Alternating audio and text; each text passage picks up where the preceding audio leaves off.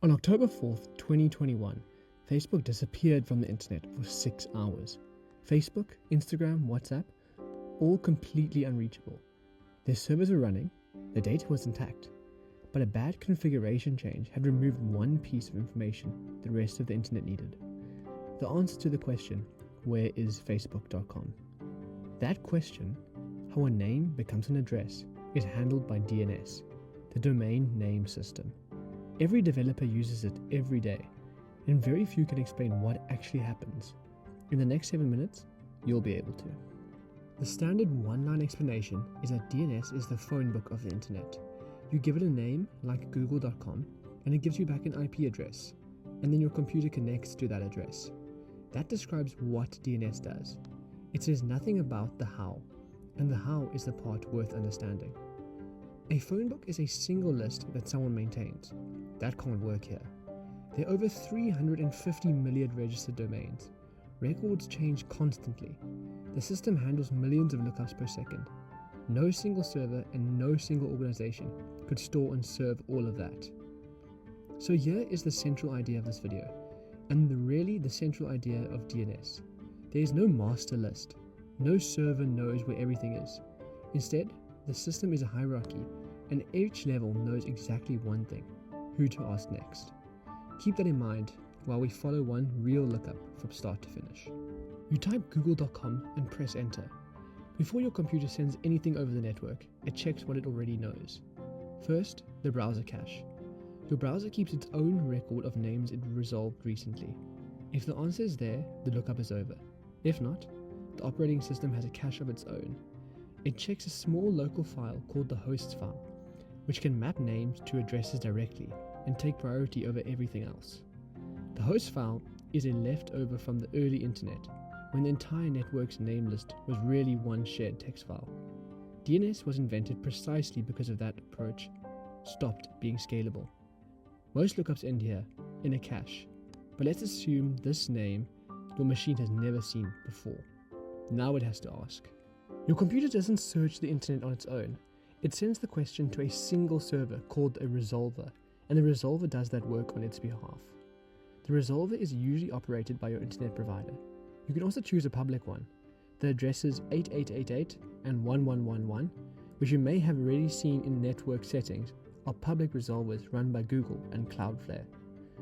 The resolver's job is to take your question, track down the answer wherever it lives, and return it. Just as importantly, it caches every answer it finds, so the next person who asks gets it instantly. That caching turns out to be what holds this whole system together, and we'll come back to that. For now, the real question: the resolver doesn't know google.com either, and there's no master list, so where does it start? Every resolver in the world is configured with one piece of starting knowledge: the addresses of the root servers. There are 13 root server addresses, and each one is served by hundreds of physical machines distributed around the world. The root is the top of the DNS hierarchy. The resolver asks a root server, where's google.com? The root doesn't know. It doesn't store any domains at all. What it stores is who manages each top-level domain: .com, .org, .net, and the rest. So it replies with a referral. For anything ending in .com, ask these servers. The resolver moves down a level and asks the TLD servers, the servers responsible for all of .com. They don't know the final answer either. What they do know is which name servers were designated for each .com domain when it was registered. So they reply with another referral. For google.com specifically, ask these servers. The third stop is Google's own name servers. These are called authoritative servers because they hold the actual records. This is the source of truth, and the referrals stop here. The authoritative server answers, google.com is 142.250.8046. The resolver passes the answer back to your machine. Your browser opens a connection to that address, and the entire process took around 100 milliseconds. Step back and look at the shape of what just happened. 3 questions and 3 levels. The root knew who runs .com, the .com servers knew who speaks for google.com, and Google servers had the answer. No server held the whole map. Each one delegated exactly one step. And notice that the domain name itself describes this path. Read right to left, .com, then Google, and then you're reading the root through the hierarchy, level by level. If every lookup in the world walked that full chain, the root and the TLD servers could not handle the load. The reason they can is caching. Every DNS answer comes with a TTL, time to live, a value in seconds that tells caches how long they may reuse the answer. If a record has a TTL of, let's say, 300, every resolver that learns it will serve it from the memory for the next 5 minutes without asking anyone.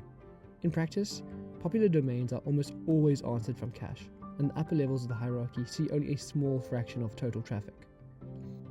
This also explains something that confuses nearly everyone: DNS propagation. When you change a DNS record, you're told it may take up to 48 hours to propagate, but nothing is actually being pushed out to the world. Your change is live on your authoritative server immediately. What you're waiting for is thousands of independent caches all holding your old answer, each reusing it until its own TTL expires. That's also kind of the practical takeaway. Before a planned migration, lower the TTL in advance and the switchover becomes nearly instant. And one last piece of vocabulary, because DNS stores more than one kind of answer. The records you'll encounter most: an A record, which maps a name to an IPv4 address, and AAAA does the same thing but for IPv6. A CNAME record says, this name is an alias for another name. An MX record tells the world which server receives a domain's email, and a TXT record holds any arbitrary text. Today, they're mainly used to prove domain ownership and to authenticate email. So, the picture is this: no master list anywhere. A hierarchy where each level answers one narrow question and delegates the rest, with caching absorbing nearly all of its load. It's a design from the 1980s that still resolves every name on the internet today. And when it fails, as Facebook learned, nothing else matters. And that's DNS. Thank you very much for watching.